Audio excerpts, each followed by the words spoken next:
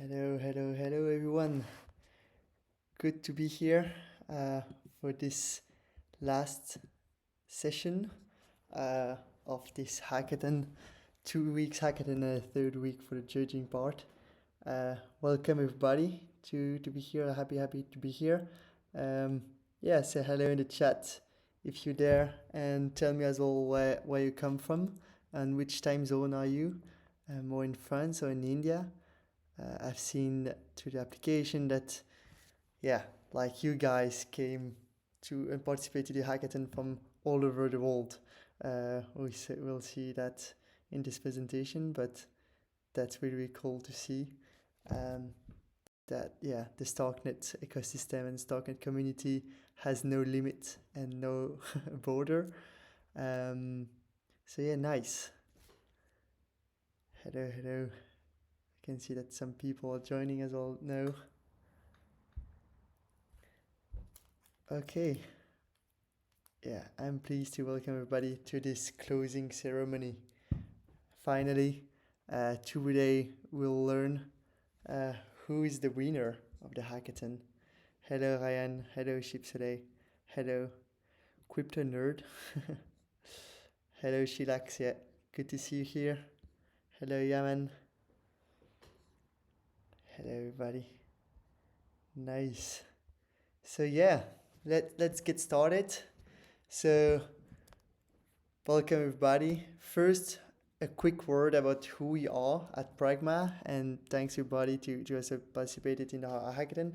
Quick word about who we are. So we are, many of you probably like know us, but we are the leading Oracle and Starknet with integrating already on testnet, mainnet, and also closer to finish the Cairo 1 version. So everybody will be as well able to integrate us in Cairo 1. So our mission is obviously to bring the most transparent and decentralized and composable data on Starknet.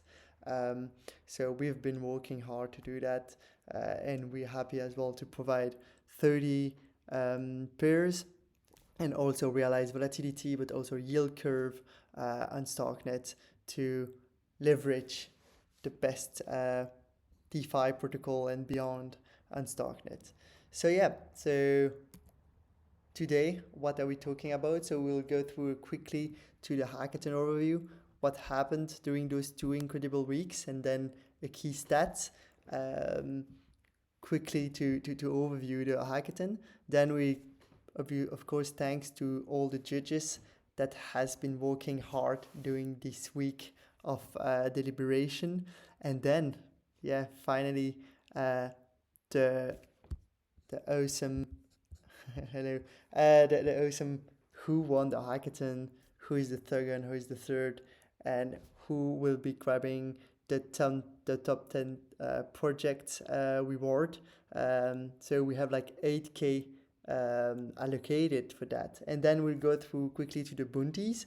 Who won the bounty, like, and also like our different partners with bounties. And lastly, thanks all sponsors and also like what's next for you guys. Know you participated in the hackathon, but like what's next? Are you just forget your project or continue building it? Okay, what are the opportunity if you wanted to continue working on your project? So we'll see that. Of course, like just like kind of reminder, like Starknet ID, you probably know and using and bought some Starknet ID, and these guys has started the project through a hackathon. It was like last year. So it's super cool. So it's really like it's been like 2 weeks hard working, but it's also like that you want to form a real team and kick off your project and bring it to the next level. And then we'll go quickly to a Q&A with you guys. So yeah, so what happened? So what happened during the 2 weeks? We started with an amazing opening ceremony with the best word encouraging the hackers by Yuri. So you can find as well this opening ceremony on our YouTube channel. So you can go on YouTube, type Pragma Oracle, and you will be able to see and to rewatch this opening ceremony.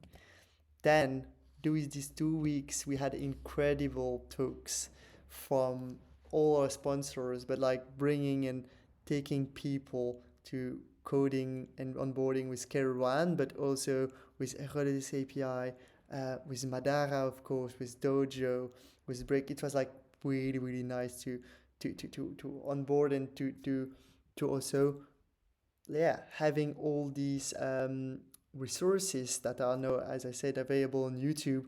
It was super, super. So even after the hackathon, we will have something to keep and to bring value to this darknet community, as you can go through these workshops and learn, yeah, how to start with Scale One with any, but also learning all the deep diving on Madara, but also on the Herodotus part, learning about icon abstraction and how to use Pragma, just to cite a few.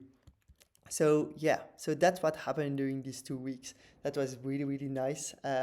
We had great time. I can see known faces as well here on the chat that participated to these amazing workshops.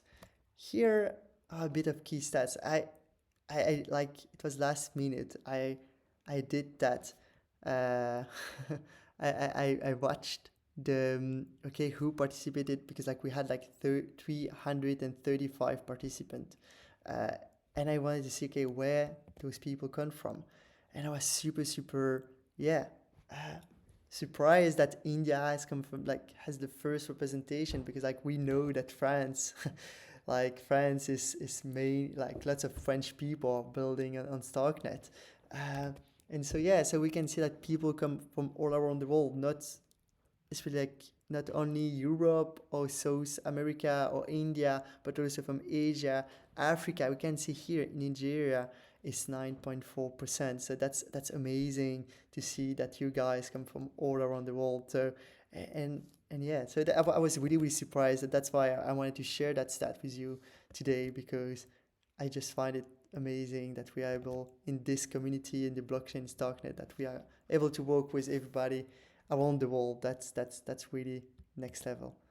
So yeah, so no, a huge thanks.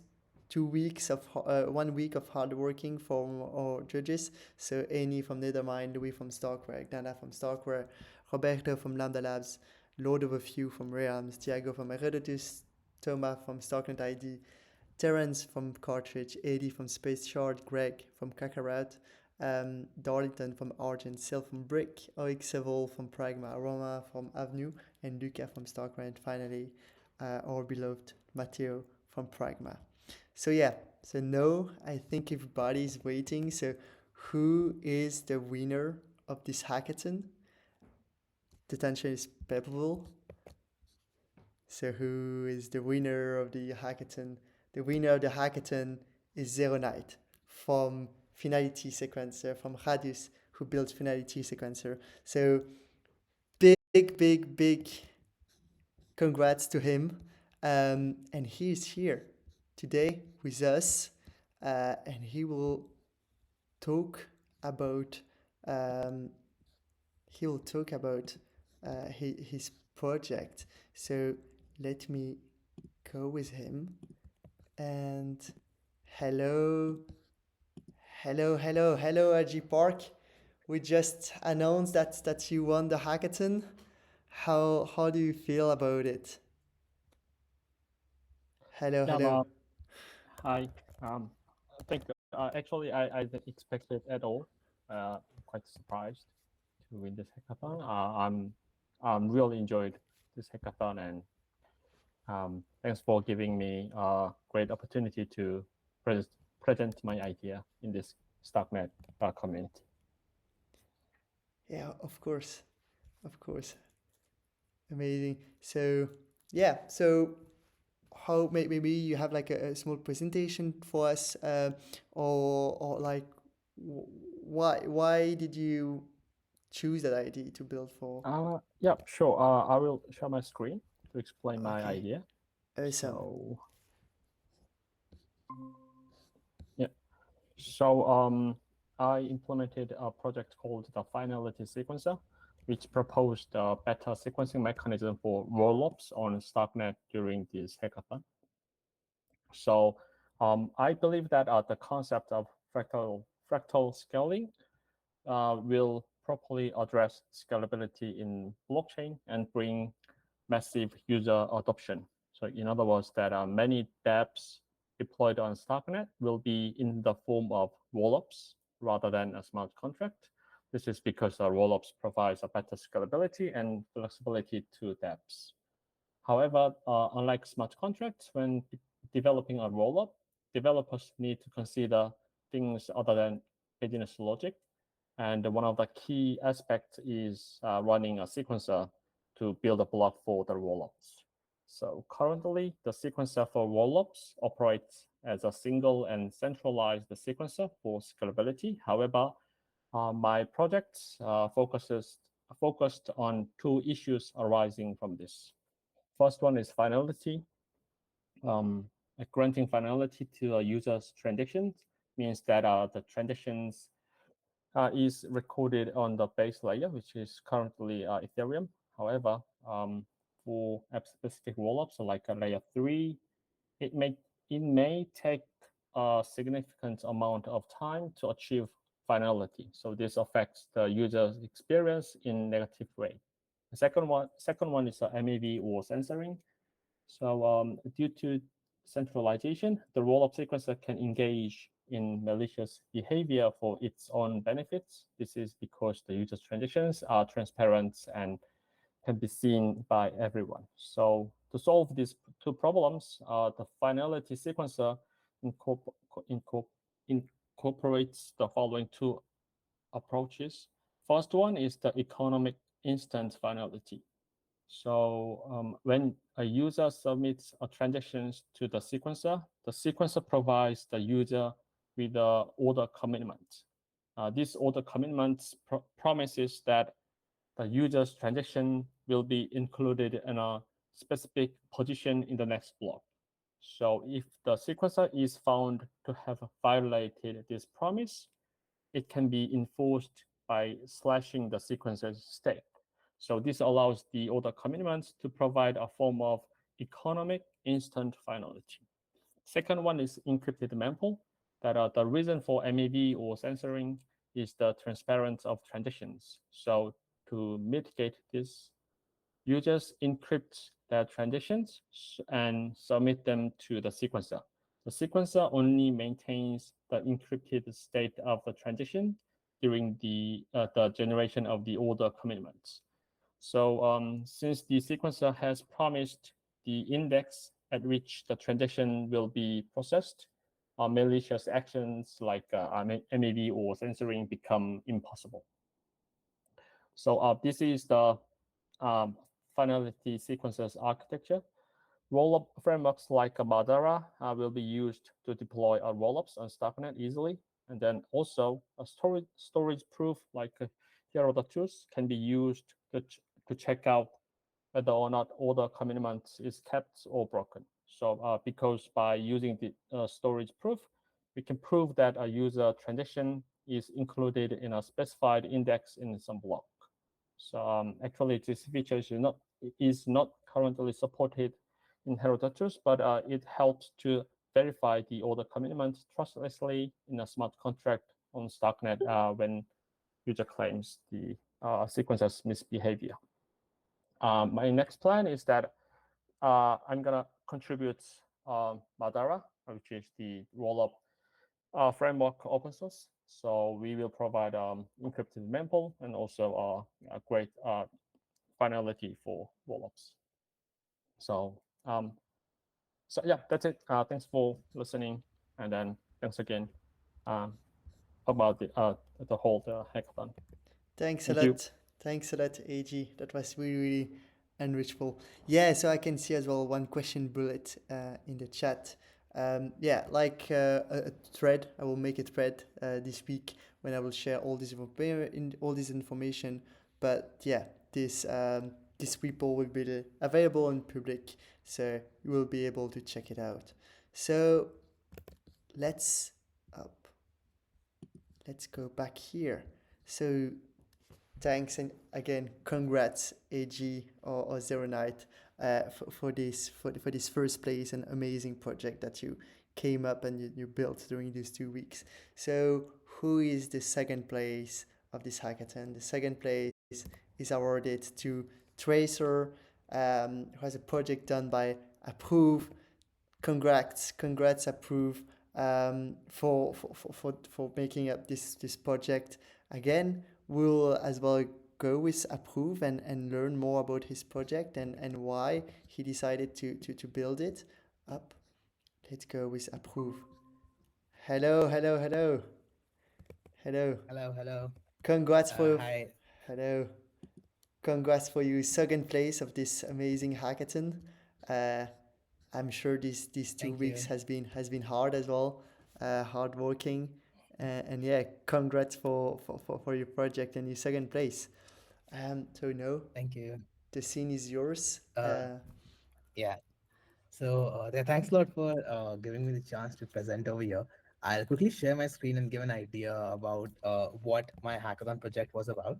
And after that, I can probably explain on what this can be in the future as well. So can you see my screen?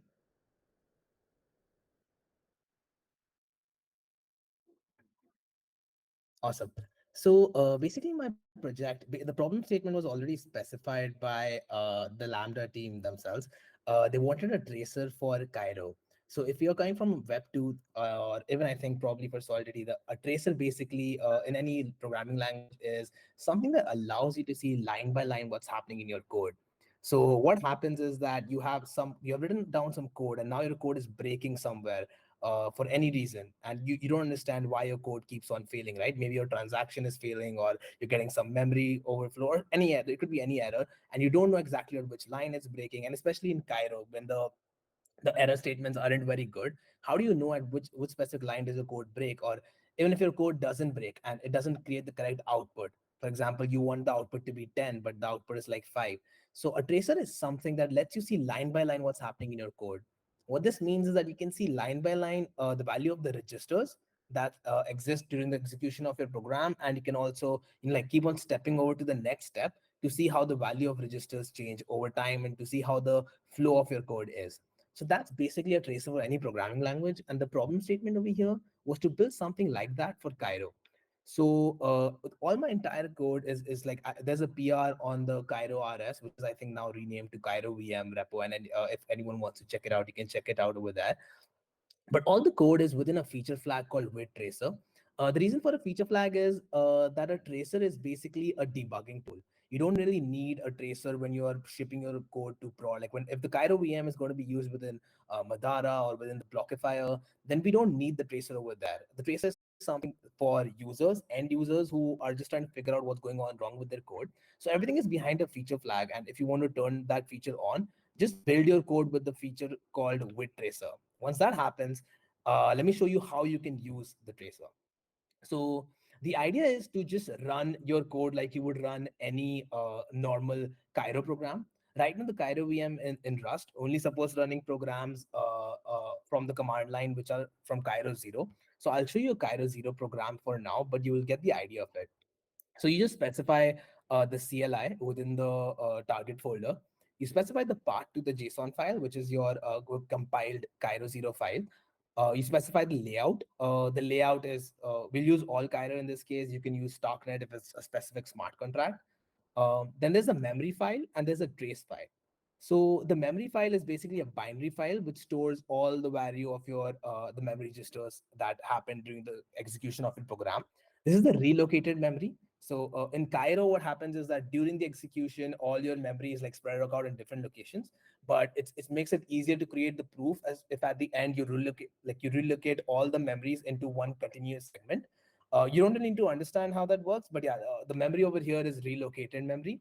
And finally, there's a trace file which stores in the binary format. It stores the value of three registers: uh, the PC, which is the program counter; AP, which is the arithmetic pointer; and FP, which is the frame pointer. Let me know if I got the name of any of that wrong, but I think it's those are the full forms. But yeah, those three registers are stored in the binary format within the trace file. And all of this, everything I mentioned till now is just normal arguments that you can give when you're running any Cairo program. The additional argument that comes up when you're running the tracer is that you specify tracer equal to true at the end, right? So when you specify that, it tells the VM that, okay, I'm going to start a tracer after my execution is done so that you can visualize what I actually did, so that you can visualize what the VM did. So let me just quickly go to my terminal and show it to you. I've already made the build so that we don't waste time. But let me run this first without the tracer and see what happens. So it just runs. That's it. Like your code runs. If there was an error over here, you would have seen the code break and you would have seen some error message, which sometimes makes sense, but sometimes it's difficult to make sense out of if you don't have a lot of experience in Cairo. But if it's everything is fine, it just runs. And now if I specify hyphen tracer equal to true, then as you can see over here, it says that it has started listening on this specific port number, which means that I can go over there now. Let me just quickly go. Yeah, so now I can see over here, line by line, what's going to happen in my code. So this is a normal program that just adds this some elements into an array. It calculates the sum of the elements. This is like the starting program that you will find in the old Cairo Zero docs as well.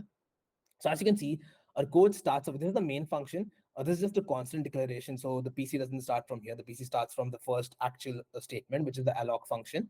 So you can see that we're on these are values from here, 1, 2, 3, 4, all the way till the end, till 83. These are the PC values. And currently we're on PC 22. Or as you can see over here as well, PC 22, that's a program counter.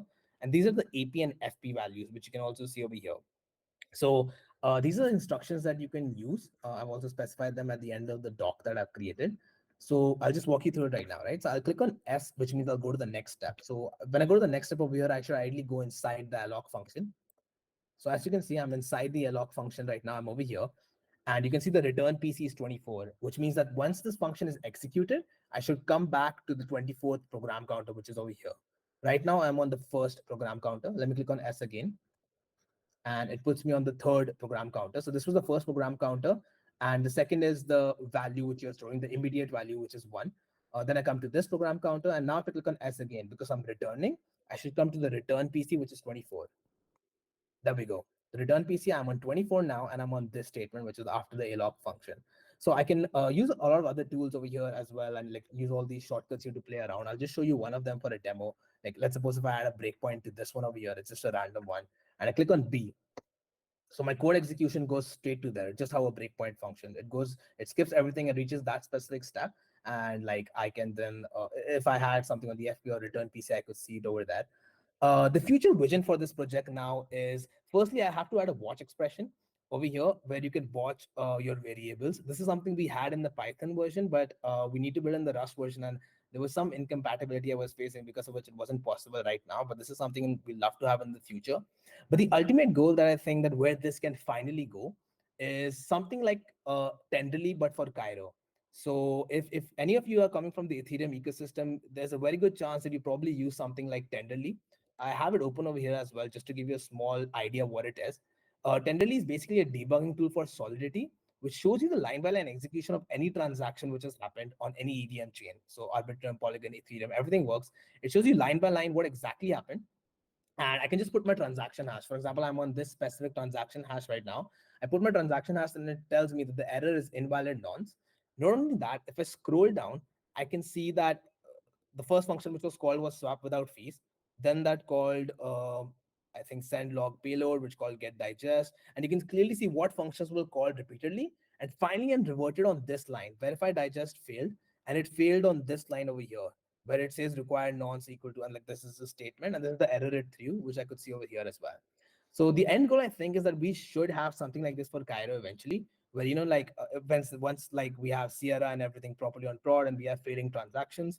We do already, I think, have Sierra, but like yeah, once we have failing transactions on the mainnet, then this is going to be very helpful, because when transactions fail, you just put your transaction hash and see, oh, okay, that's where your code actually went wrong. If you explore more of Tenderly, you will actually see you can also go inside over here, and I can evaluate expressions. So I can actually go inside this code, and I can see that during this transaction, what was the value of nonce? What was the value of user address? And I can see, oh, okay, this is what exactly went wrong. And you can add more things, like there's a gas profiler, which shows you function by function how much gas was consumed, and a lot of other things. So this is what I feel the end goal is. I would love to build something like this, and I think I've spoken to a few people within Starknet regarding this as well. And if anyone wants to contribute and build this along, I think it'll be really fun. So do hit me up for that. But thank you for giving me a chance to present this. Thanks a lot, Apor. Thanks a lot. Yeah, I'm sure that that your project will definitely help the community and also still some like to just build the base of something that's super cool. Internally is used by everybody on the AVM community, and I'm sure that you and also other contributors will bring it to the next level. So thanks a lot, Apor. Um, Thank you very much. and yeah, so let's get going. Thanks a lot and Yeah, see you next time. Bye bye. say thank you. Bye bye. So yeah, up. Let me get back. Okay, here we are. So who is the third one? Thanks Tapor for this amazing project. And here's the quickly see who is the third place. And the third place of this hackathon is Moro by Yazid and Ramzi. So they are part of the team of Carbonable, and they are also here today to talk a bit about their project. Let's have a look. Okay, let's get. Okay, here we go. Let's join with Tariq. Hello. Hello. Hi, Hello. can Congrats can for you your. hear me? Yeah, all good. Congrats for your third place. I'm sure that these 2 weeks has been Thank you. intense for you too. Yeah. It was completely crazy, like learning Madara for the first time, but yeah, and get it working at the very end. So it was really exhilarating. Okay, nice. Yeah, please, the scene is yours. Walk us through Moro and your amazing project. Thank you. So this is a tech hack from Carbonable, and I'm going to present Moro, which is a tool to bring carbon neutrality to any app chain based on Madara. So just the general idea actually was to create a tool that will compensate as a service, meaning that if you do some transaction that have some, let's say, carbon footprint impact, then you could automatically offset that carbon emission. And when we heard about Madara, then it made actually more sense to directly include carbon compensation directly in the sequencer. So that's basically what Moro is. It's an operator that works on top of Madara and at the sequencer level. And what it does, it enables block producers exactly to offset all the carbon emission from transactions uh, automatically, probably, and traceably. So all of the transactions that are in a block, they will be offset at the end of the block. And the way it does that is just to add some special transaction at the end. But in order to do that, we need to have to compute first all of the block's total resources.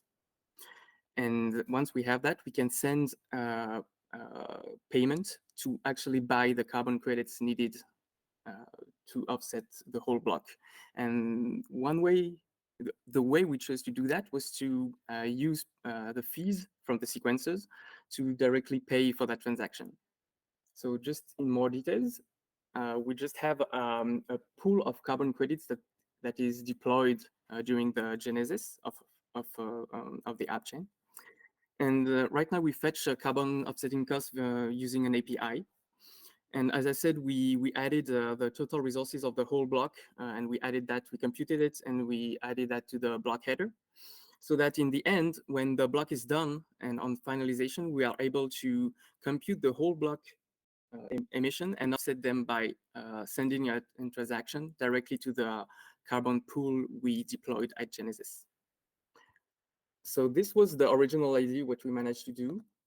And in the future, there's really a lot to improve. Actually, we're open to any questions. And the first thing we see is that first we could actually implement Moro as a palette itself, because right now it's implemented inside the StarkNet palette, but it could be more general by implementing as a palette so that any app chain can actually use it.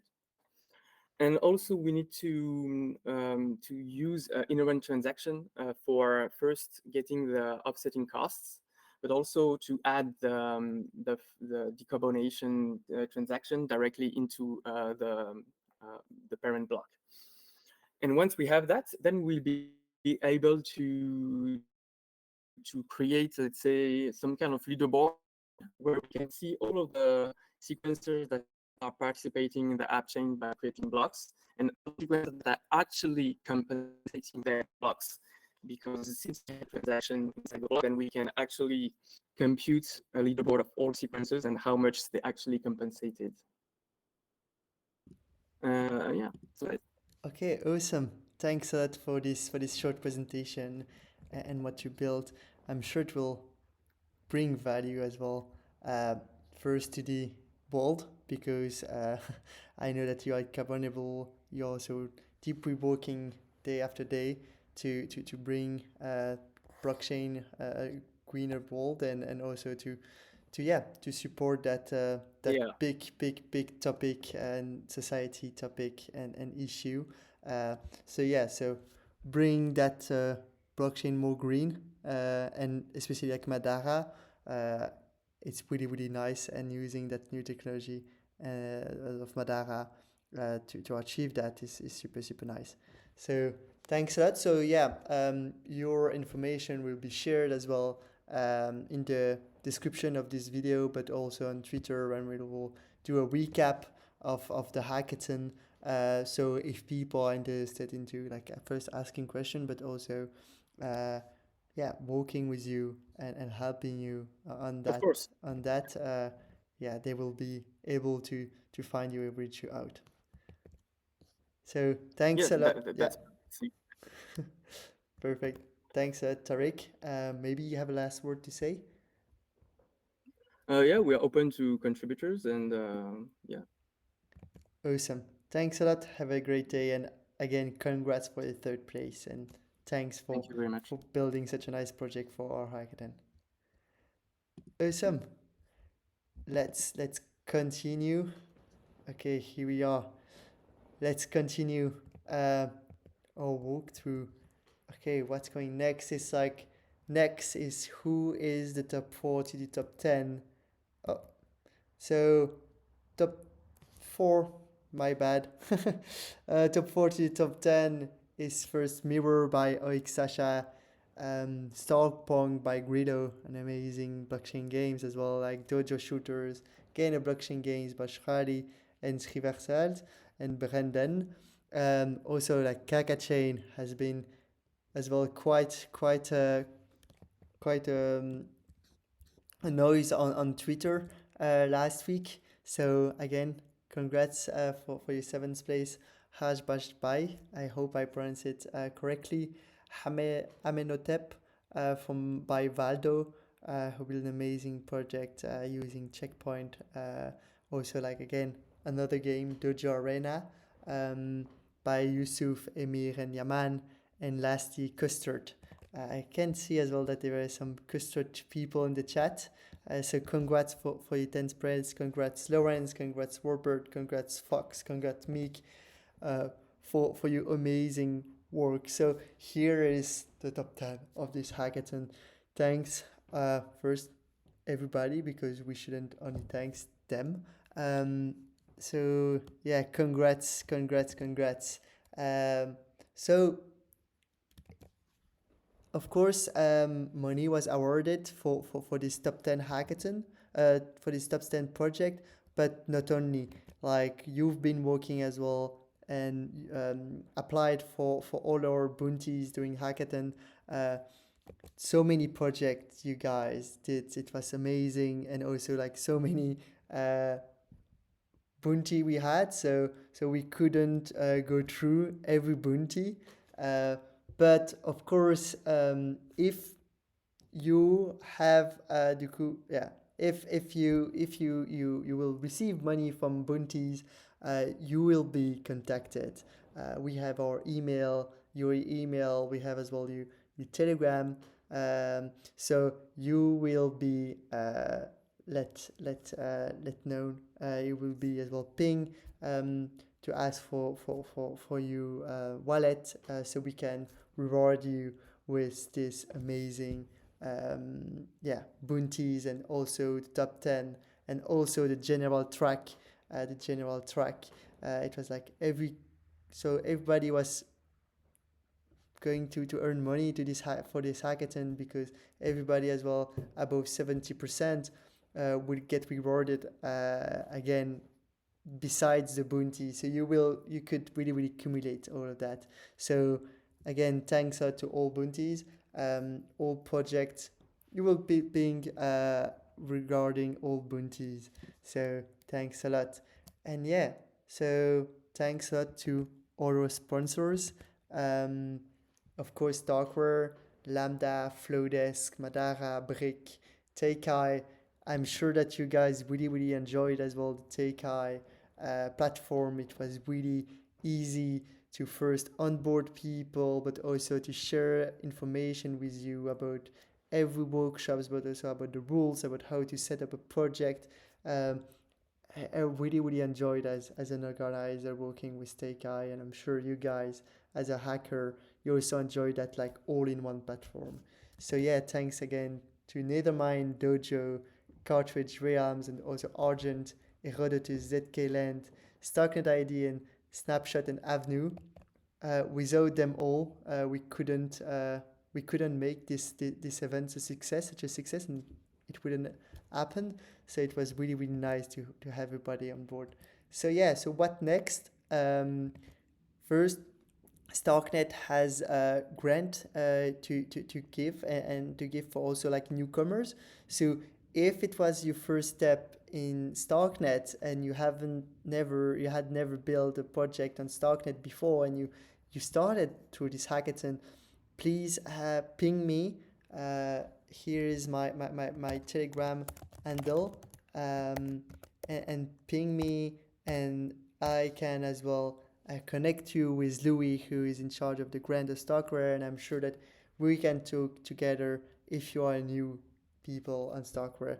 Impossible Finance also are also interested with you if you're willing to continue your project and to work, and maybe to raise money, and maybe just to get advice of how to continue in a proper way altogether. So I'm sure that Calvin from Impossible Finance will help you as well. The ZK cohort says long hash, who is now just open with the help of Herodotus. I think partnered our friend of Herodotus.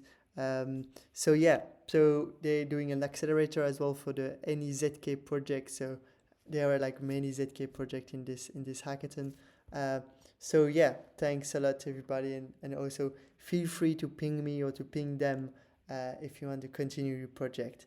So any question as well in the chat. It was an amazing day today.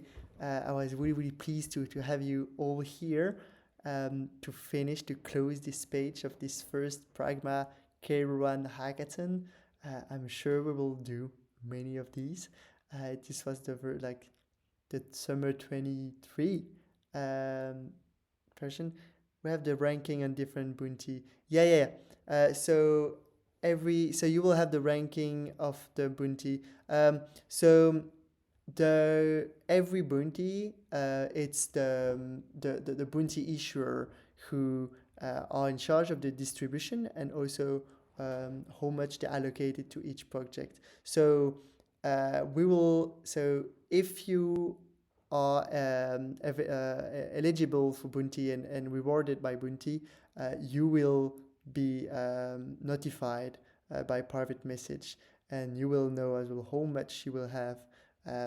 So yeah, this has done this way because we had like too many bounties, and you also like many application. So yeah.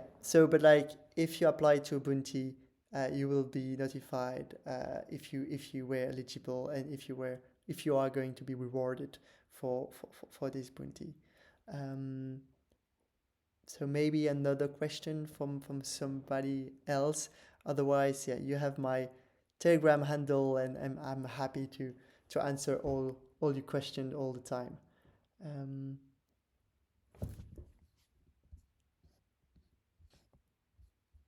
So yeah, I know there's a bit of delay.